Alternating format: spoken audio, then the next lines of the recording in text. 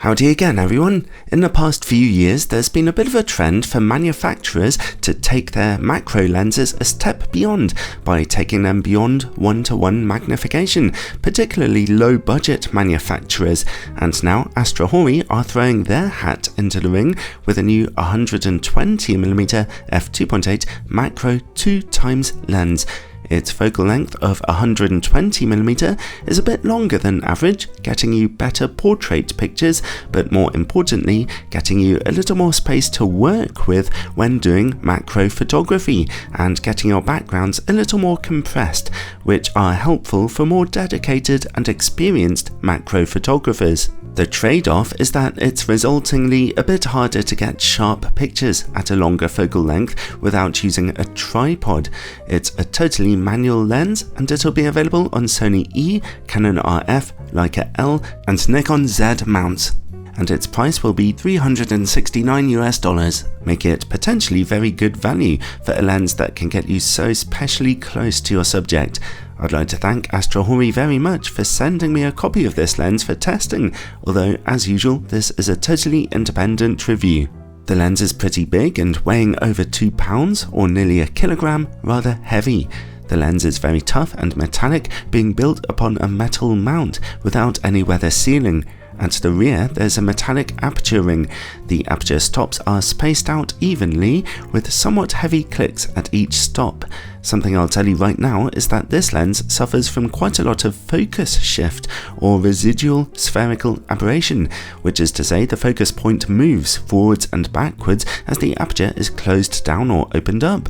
So be sure to adjust your focus after setting your aperture on this lens. And also, according to the shutter speeds I got in my EXIF information, the aperture markings here aren't quite accurate. The brighter f-stops at the beginning of the range are actually spaced out over a longer distance than indicated, and the darker f-stops a bit more bunched up at the end. Then comes the metallic focus ring. The good news is that it turns extremely smoothly. The bad news is that its focus throw isn't very long and thus it's not very precise to focus. Now, I didn't have too much trouble focusing at close distances, but at normal distances, for example, taking a portrait picture, the focus throw is way too small, so it's very difficult to get your subject properly sharp. This difficulty will mean that this is not a lens for beginner photographers, only ones with a bit of experience focusing manually, and even then, only for those with some patience. I'm really surprised that Astrhori's designers didn't notice this problem. For anyone interested, and as usual for a macro lens, this thing suffers from heavy focus breathing, zooming way in as you focus more closely to your subject, which can make focusing close up a little tricky, although as I say, this is normal for virtually all macro lenses. And as I mentioned already, this lens is totally manual, so no autofocus, no camera controlled aperture. The lens has a 72mm front filter size and does not come with a hood, which is a little surprising even for a low budget offering. It does have 6 screw points around the front for macro lights though. Overall, while the lens's build quality is very tough, its biggest issue is that tricky focus ring, which really did need to have a far longer throw, especially for work at normal distances, and the aperture ring is very mildly deceptive. It looks like the aperture points are spread out evenly, but according to my shutter speeds that's not quite the case, but honestly that's hardly emergency of the century. Well, more importantly comes image quality, so let's take a look at it by testing the lens on a Sony a7R III with its 42MP full frame sensor. No in-camera corrections are available on this lens. At f2.8 in the middle of the image we see excellent sharpness but quite low contrast. Over in the corners image quality is fabulous, razor sharp and actually with more contrast than the middle, an unusual phenomenon but not unheard of. Also impressive is the lack of any colour fringing. What a well corrected lens this is. Anyway, stop down to f4 for a touch of extra contrast in the corners and for contrast to become pretty good in the middle. The lens stays this sharp down to f11, although at f16 we see softness clearly emerging due to the effects of diffraction. Oh, and here is, apparently, f22, which is way softer than it should be. The shutter speed for this image was unusually slow also, so I think this is actually f32, and that f22 lies between the markings on the aperture ring. Overall though, it's an astonishing performance here, right up there with the very best macro lenses the world has to offer, although as I mentioned, contrast is a bit low at f2.8. Oh, and I'll also mention that I did have to refocus the lens each time I changed its aperture. The focus shift that I mentioned at the beginning of the video really is surprisingly bad on this lens. Alright, let's see about close-up image quality. At f2.8, in the areas which are actually in focus, we see great sharpness and okay contrast. f4 and f5.6 look just a little better. At f8, there are signs of diffraction softening the image though, and at f11 and f16, the picture becomes soft. Overall though, still a very good performance here.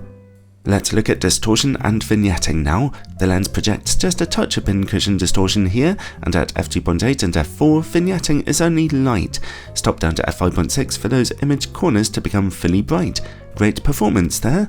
Less encouraging is this lens's work against bright light, which is simply disastrous. As you can see, the lens picks up all kinds of flaring and glaring and loses contrast very easily. Stop down to f4 for the circular peripheral flaring to go away, but there are still lots of other problems.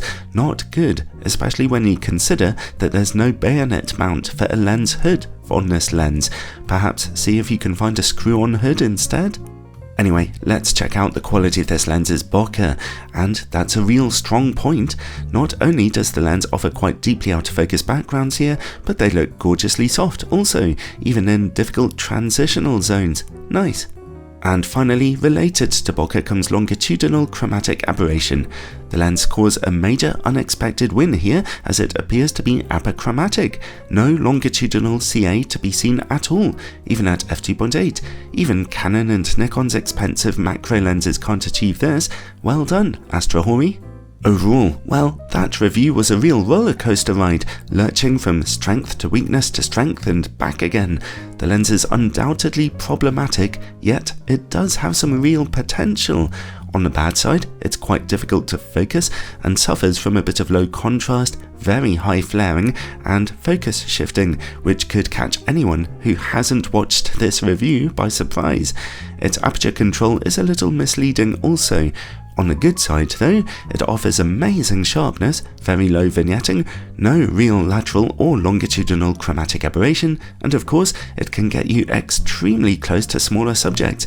And if you can get it focused correctly, it will actually work very well as a portrait lens too.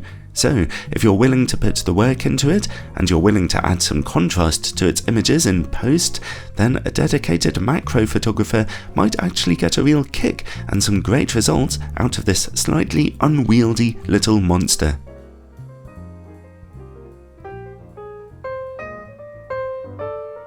What a crazy lens that was. I'd love to hear from anyone who buys this thing and how they found it. Leave a comment in the description below if you do. And if you found this review helpful and regularly watch my videos, then check out my Patreon page in the description below, where supporters get all kinds of exclusive bonus content as well as early access to all kinds of reviews. Ciao for now, everyone.